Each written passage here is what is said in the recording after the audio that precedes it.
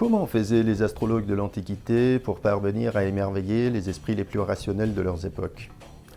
Quelles techniques et quels secrets utilisaient-ils pour faire des prédictions qui étonnent encore aujourd'hui par leur justesse et leur exactitude? Nous allons voir tout ça avec l'étude de l'astrologie persan, un art plusieurs fois millénaire qui va réconcilier l'astrologie avec ses racines les plus traditionnelles. Alors, l'astrologie persan est basée sur 5 principes fondamentaux. Le premier, c'est l'extraction de l'ascendant, des maisons angulaires, la position des planètes, et l'évaluation de leur dignité et de leur faiblesse d'après les critères de l'astrologie traditionnelle. En deuxième position, nous avons l'étude des étoiles fixes, qui est d'une importance capitale parce que les étoiles fixes font partie de l'un des pivots fondateurs de l'astrologie persan. Alors, on n'utilise pas tous les étoiles fixes, on utilise souvent les étoiles fixes de première et de deuxième magnitude, et leur utilisation demande un certain savoir-faire, et nous allons voir comment cela fonctionne. En troisième position, nous avons l'étude des parts, qu'on appelle également des lots, ou bars en persan. Alors, les bars sont le joyau de l'astrologie persan. C'est grâce aux bars que les astrologues parviennent à faire des pronostics et des prévisions, prédire des mariages, prédire la naissance des enfants, la réussite, le succès et également le décès, la mort ou les maladies. En quatrième position, nous avons l'état des maîtres des triplicités des luminaires. C'est une technique très ancienne qui permet en très peu de temps, ne serait-ce qu'un coup d'œil, ça permet à l'astrologue de faire une évaluation très rapide de l'état général de l'horoscope. Est-ce que c'est un horoscope qui permet aux natifs de réaliser son but dans la vie, ou est-ce que c'est un horoscope qui est difficile et qui est vraiment, on va dire, dur? En cinquième position, nous avons donc l'étude des remèdes. Alors, les remèdes également, c'est très important.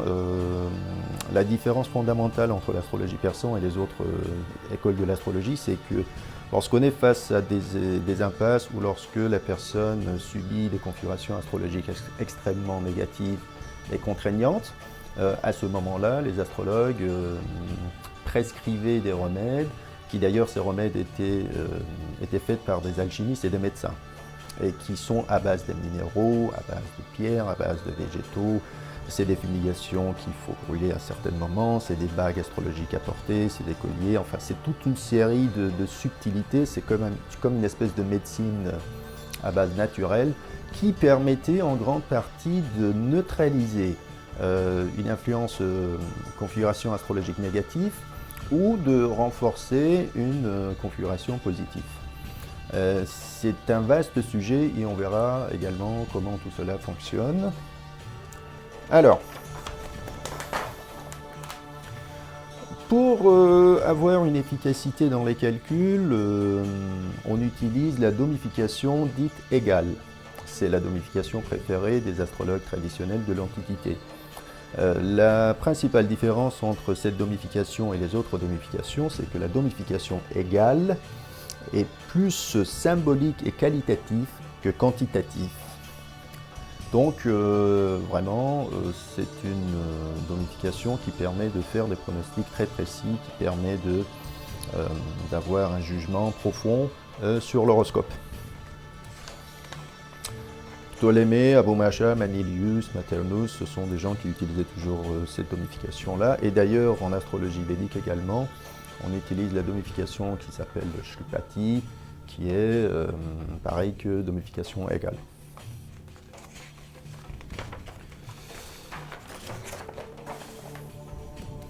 Le hileg, qu'on appelle le hilaj en persan. On va voir ça à un moment donné. Ce n'est pas le moment de parler de hileg. On verra tout ça tout à l'heure. Alors, concernant les parts, il faut savoir effectivement qu'en astrologie, on a plus de 99 parts. Moi, personnellement, je n'utilise qu'une dizaine ou une quinzaine de parts les plus pragmatiques, les plus utiles. Là, c'est juste un exemple pour savoir comment on extrait les parts. Ce sont des informations que vous pouvez trouver dans des livres ou sur Internet. Tout simplement, par exemple, pour la part de fortune, qui est une part lunaire, il faut savoir que la part de fortune est extraite, c'est la distance du Soleil avec la Lune, qui est reportée à partir de l'ascendant, toujours dans le sens des aiguilles d'une montre. Donc là, par exemple, on prend la distance du Soleil jusqu'à la Lune et on le projette à partir de l'ascendant. Ça, c'est concernant une nativité diurne. Si la nativité est nocturne, c'est la distance entre la Lune et le Soleil qui est prise en compte. Par exemple, dans ce cas-là, la distance entre la Lune et le Soleil, toujours dans le sens des aiguilles d'une montre, est reportée ici à partir de l'ascendant. Donc la part de fortune se trouverait là pour la nativité nocturne. Voici les parts en fait que moi j'utilise en astrologie persan. Donc ce sont des parts très pragmatiques. Évidemment la part de fortune qui est une part lunaire, la part du Soleil qu'on appelle également Agathodémon ou en astrologie persan Bahr al-Ghaib, c'est-à-dire la part de l'invisible. On a également la part de victoire, captivité, succès, amitié, argent, enfant, la part de père, de mère, de la mort, de mariage, qui est différent pour les hommes et pour les femmes, je veux dire la formule de l'extraction, et également la part de mauvaise chance. Alors, en astrologie persan, on met les parts dans les maisons, directement dans l'horoscope. On ne les met pas à côté dans une liste qui va apparaître quelque part. Non, ce sont des parts qui apparaissent immédiatement dans les maisons. Je vais vous donner un exemple. Par exemple, pour la part de mariage, si vous avez la part de mariage située en maison 1 ou en maison 7, ce qui est l'un des meilleurs emplacements, c'est très différent lorsque vous avez la part de mariage, par exemple, située en maison 12, en maison 8, parce que là, c'est enfermé, et donc ça fait toute la différence. Dans l'étude des parts, il faut savoir par exemple que d'emblée, l'astrologue étudie la qualité des parts. Si le maître de cette part est bien placé, bien inspecté, donc au moment où cette part sera activée, donc il portera sa promesse. Mais si le part est d'emblée bloqué ou donc restreint, par exemple si la part de mariage se situe en maison 12, et que son maître reçoit une conjonction de Saturne, là il faut savoir effectivement qu'au moment où cette part sera activée, il ne faut pas vraiment s'attendre à ce que ça porte ses fruits. Voilà concernant les parts. Alors voici le tableau des triplicités. Qu'est-ce que les triplicités des luminaires? C'est tout simplement une technique qui permet d'évaluer la force et les faiblesses de l'horoscope et d'évaluer cette force et cette faiblesse en un clin d'œil. Par exemple, si votre soleil est situé dans le signe de Cancer en nativité diurne, alors d'ailleurs on prend le soleil en nativité diurne et on prend la lune en nativité nocturne. Alors si le soleil est en Cancer en nativité diurne, le premier maître des triplicités est Vénus, le deuxième sera Mars, le troisième sera la lune qui est commun. La même chose en nativité nocturne, ça sera, donc on prend déjà la lune. Et donc si la Lune par exemple est toujours en Cancer, le premier maître de triplicité sera Mars, le deuxième sera Vénus. On regardera où se trouvera Mars et Vénus et on évaluera justement par rapport à ça la qualité de l'horoscope. Dans l'exemple qui va suivre, je vais vous montrer comment on fait. Alors, on passera ensuite à l'examen des qualités des signes, très important parce que chaque signe, les signes cardinaux, fixes et communs, ont chacun leurs qualités respectives. Et quand on a beaucoup de planètes dans ces signes-là, on réagit toujours psychologiquement d'une certaine manière. Par exemple, pour vous donner un exemple, qu'est-ce que les signes fixes? Je vais vous lire par exemple. Alors, les signes fixes appartiennent au milieu des saisons. Ils représentent les 4 éléments et sont les signes les plus fiables du zodiaque. C'est pourquoi ils portent le nom de tétramorphes. Alors, tétramorphes, c'est les fameux 4 animaux qui entourent le trône de Dieu dans les iconographies gnostiques et chrétiennes, et d'ailleurs persanes et anciennes. Les personnes nées en signe fixe sont mues par une détermination sans faille. Ils sont réalistes, autonomes, possèdent une vision concrète de la vie et ont une confiance innée en leur réussite. Le secret de leur longévité et succès est dans la constance. Les natifs des signes fixes avancent lentement mais sûrement. Ils sont résolus, fermes dans leurs décisions. stables dans leur résolution et construisent leur empire pierre après pierre. Ils possèdent une habileté naturelle à la concentration. Ce qui les caractérise par-dessus tout est la persévérance. Bon, je ne vais pas lire davantage, mais tout simplement pour vous dire que chaque signe a ses qualités et on peut d'emblée déjà déduire beaucoup de choses à partir de là sur l'horoscope qu'on examine. On passe ensuite à l'examen de la division des quadrants.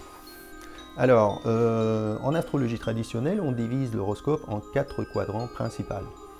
D'abord, on divise le cercle du zodiaque en 2 parties. La partie qui est au-dessus de l'horizon, qu'on appelle Rapis Mitara, c'est-à-dire l'hémisphère sud, qui est régi par Némésis, c'est-à-dire Saturne. Ici, c'est la ligne de l'horizon. Vous savez que le soleil se lève ici, et ici, il est à midi, il parcourt l'hémisphère. Le ciel, et ici il arrive donc à l'horizon, et ici c'est la nuit, donc le soleil, c'est le parcours du soleil vers la nuit. Ici c'est l'hémisphère donc nord, en dessous de l'horizon. Quand la personne a la majorité de ces planètes situées dans ces secteurs-là, c'est quelqu'un de très extraverti, c'est quelqu'un pour qui la réussite est très importante, la réussite sociale est importante. Et d'ailleurs, les gens qui ont Saturne est situé dans ce secteur-là, c'est un facteur d'élévation sociale très connu. C'est la raison pour laquelle beaucoup de rois dans l'Antiquité, beaucoup d'hommes de pouvoir ont toujours Saturne est situé dans ces secteurs-là. Même en maison 12, qui est la joie de Saturne. Alors, ensuite, on passe à l'hémisphère justement donc nord, qu'on appelle Apartara en avestique, qui est donc en dessous de l'horizon, qui est régi par qui est régi par le soleil noir ou par Hécate. C'est le territoire de l'Hadès. Les gens qui ont la majorité de leurs planètes situées dans ce secteur-là réagissent d'une certaine manière. Je peux vous lire par exemple précisément ce qui est écrit ici dans mon livre qui n'est pas encore paru, mais qui apparaîtra d'ici très peu de temps. Alors, si une personne a la majorité de ces planètes situées donc, à l'hémisphère nord, il possède un tempérament lunaire et introverti. Il a un point de vue plus subjectif et plus personnel de la vie. Il aime souvent travailler dans la solitude. Il tient à son espace privé. Ses accomplissements dans cette vie peuvent manquer une certaine reconnaissance. Donc voilà, cet emplacement correspond au royaume d'Hadès, c'est le territoire du soleil noir, etc. Ce secteur a une influence sur l'inconscient de l'homme. Voilà, c'est juste pour vous donner un exemple. On passe ensuite aux divisions de l'hémisphère du côté est. Alors, Ushastara, qui est régi par Mitra, le dieu solaire. Alors, effectivement, là, c'est très intéressant parce que les gens qui ont la majorité de leurs planètes situées dans ce secteur-là, c'est des gens qui ont l'intime conviction qu'ils mènent leur destin. Ils sont absolument persuadés qu'ils vont réussir, que leur destin est entre leurs propres mains et qu'ils vont la mener d'une poigne de fer. Pour quelle raison? Parce qu'en fait, quand la majorité de planètes se trouvent dans ce secteur-là, ils sont du côté de l'ascendant, c'est-à-dire de lui-même, de la personne en soi. Donc la personne a l'intime conviction que sa volonté fait un avec la volonté des dieux ou des astres, en quelque sorte. Déjà inconsciemment, il a cette conviction. Et donc il va de l'avant, il est confiant dans la vie, et effectivement c'est un facteur de succès évidente. D'ailleurs, beaucoup d'aventuriers, beaucoup d'artistes, beaucoup même hommes politiques ont la majorité de leur planète située dans ce secteur-là. Là, par exemple, j'ai donné l'exemple de Katy Perry, cette chanteuse d'origine anglaise, qui a carrément toutes ces planètes, une grande stellium de planètes dans ce secteur-là. Alors, ce qui est effectivement différent lorsqu'on a la majorité de ces planètes situées dans l'hémisphère ouest, qui est régi par Astarté, ou si vous voulez, Vénus. Là, c'est totalement différent parce qu'en fait, quand vous avez la majorité de vos planètes dans ces secteurs-là, vous allez avoir beaucoup d'épreuves dans la vie. La personne devra donc surmonter beaucoup d'obstacles dans sa vie. À un moment donné, d'ailleurs, ces personnes-là, ils ont la conviction que leur volonté est en quelque sorte en contradiction avec la volonté des dieux ou du destin. Pourquoi? Parce que quand vous avez la majorité de vos planètes situées dans ce secteur-là, ben, les planètes font opposition à l'ascendant, à la personne. Donc il y a une espèce de confrontation entre la volonté personnelle du natif et est-ce que le destin a décidé pour lui. Là, ça rentre un peu en contradiction. Voilà pourquoi ces gens-là croient au destin, mais pensent toujours que ce que le destin veut pour eux est différent de ce que eux ils veulent pour eux-mêmes. Alors, d'ailleurs, sinon, après, si cette personne qui a la majorité de ces planètes dans ce secteur-là a Vénus bien placée dans son thème, il est chanceux parce que ça change la donne. Et c'est quand même un grand secret. Ensuite, nous allons donc appliquer tout ce qu'on vient de voir ensemble avec un exemple concret. Et là, j'ai pris en fait l'horoscope de Claude François, ce fameux showman et chanteur français, qui est né le 1er février 1939 à Ismaïlia en Égypte à 6h05 du matin. On va appliquer les principes de l'astrologie persane à cet horoscope. Premièrement, on s'en aperçoit très vite que Claude a son soleil dans un signe fixe. Donc, comme on a vu tout à l'heure, les gens qui ont des planètes dans un signe fixe réagissent d'une certaine manière, ce qui est l'une des meilleurs signes pour bâtir son empire pierre après pierre. Donc déjà ça. Après, si on applique déjà par rapport au maître des triplicités.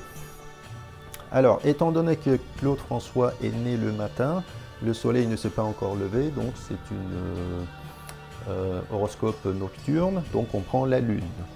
Alors, la lune en Gémeaux, si on regarde le tableau de triplicité qu'on a vu tout à l'heure, on s'en apercevra que en activité nocturne, la lune en Gémeaux a pour maître de triplicité, premier maître de triplicité Mercure, pour deuxième maître de triplicité Saturne et pour troisième maître de triplicité Jupiter.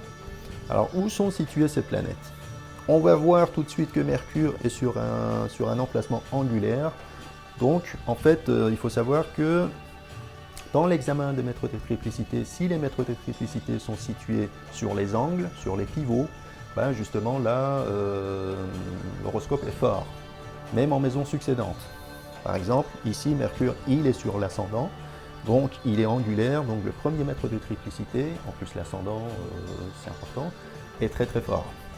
Par contre le deuxième est en maison cadente, parce que c'est Saturne, et Saturne il est en maison 3, il y a une maison cadente.